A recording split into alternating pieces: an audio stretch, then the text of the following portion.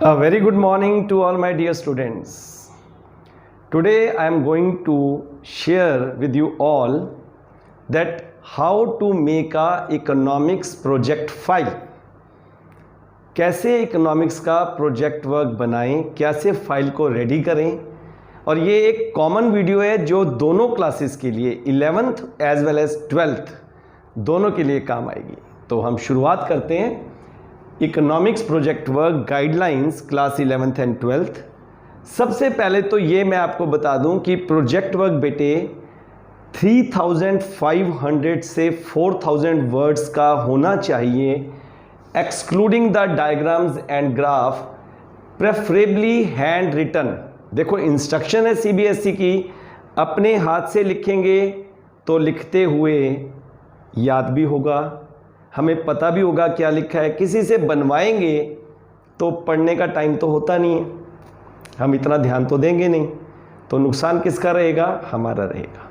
तो ये बहुत इंपॉर्टेंट बात है, प्रेफरेबली हैंड रिटन, बहुत इंपॉर्टेंट, इसलिए इसको ध्यान से खुद लिखो।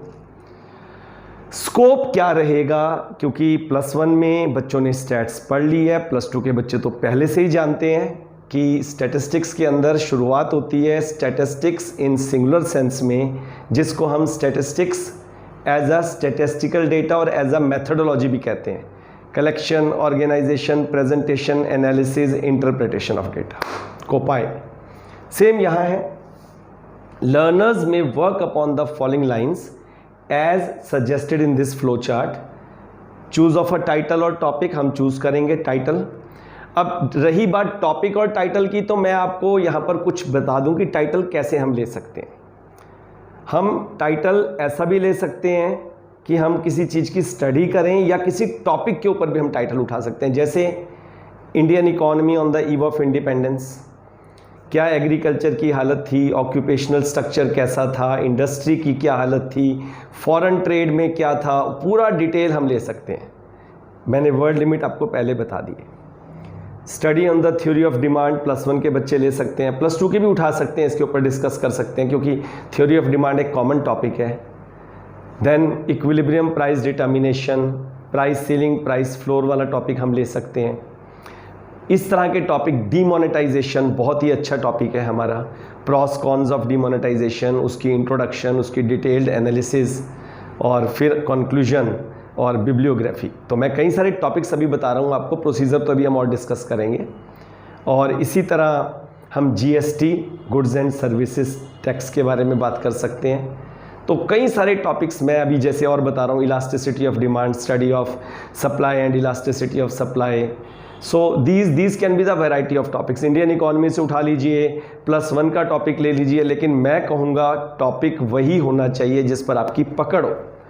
देखो बेटे, टॉपिक मैटर नहीं करता, मैटर करता है आपने उसको कितनी अच्छी तरह से प्रेजेंट किया है, प्रिपेयर किया है। और वाइवा बहुत इंपॉर्टेंट बात है जिस पे हम डिस्कस करेंगे और जिसके बहुत सारे नंबर हैं, ये हम लेटर ऑन स्टेज पे देखेंगे। चूज अ टाइटल और topic, organisation of the material, पता ही है, collection, organisation, present the material in the proper way, then we will analyze for conclusion, draw the relevant conclusion and then we will present the project work। और कैसे हम उसको अलग अलग वे से प्रेजेंट करेंगे ये अब हम डिस्कस करते हैं। So now let's start with how to present it. So procedure for filing a project work, अगर एक स्टूडेंट प्रोजेक्ट वर्क देगा तो क्या करेगा? Must perform the following formalities. Project file की रेफरेंस, सबसे पहले तो पहले पेज पर detail of the project file, name of the student, title of the project, class और section, roll number allotted by the CBSE, name of the teacher और the guide, internal जो उसका एग्जामिनर है, नेम ऑफ द स्कूल और session. ये सब चीज़ें पहले पेज पर होनी चाहिए, जिसको टाइटल पेज भी कहते हैं। एब्स्ट्रैक्ट का मतलब है उसकी बैकग्राउंड, प्रोजेक्ट की उसकी इंट्रोडक्शन बहुत क्लियर होनी चाहिए। It should include the background history of the project, its importance in the social and economic life and different aspects जो हमने इस प्रोजेक्ट में कवर किए।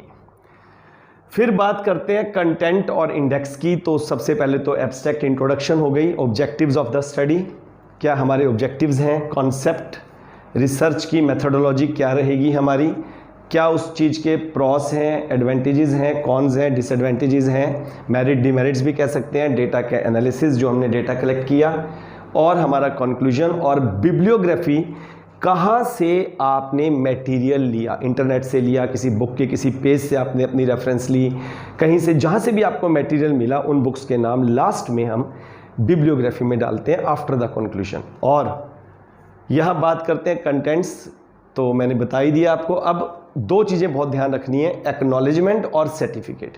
लैंग्वेज बहुत अच्छी होनी चाहिए एक्नॉलेजमेंट की भी और सर्टिफिकेट बाय द एग्जामिनर, क्योंकि ये तो आपने ही लिखना होता है, हम तो साइन करते हैं।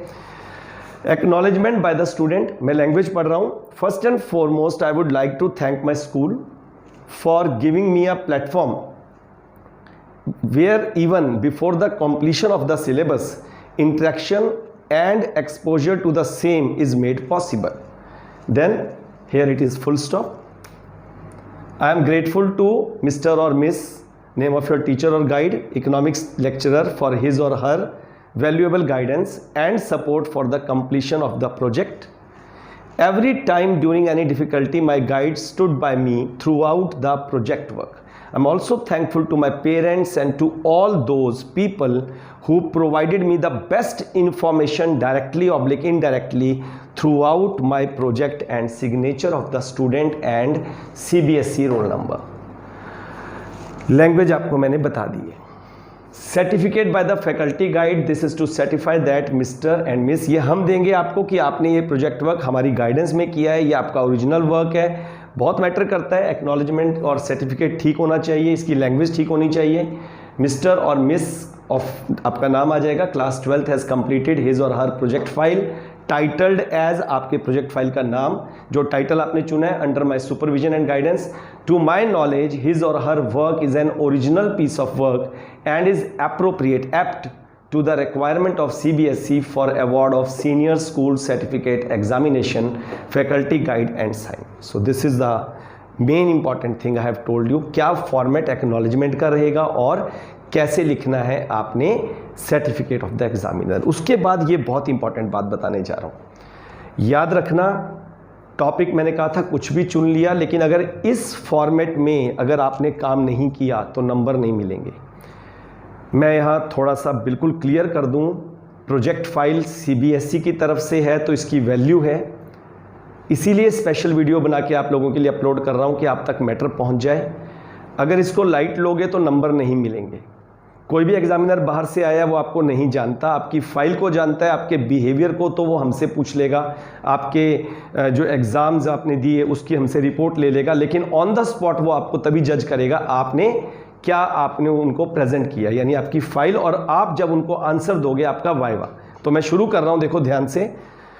मार्किंग स्कीम में नंबर 1 पर आपको देखो serial number 1, relevance of the topic. जो आपने टॉपिक चुना है वो रेलिवेंट होना चाहिए, उसके 3 नंबर है।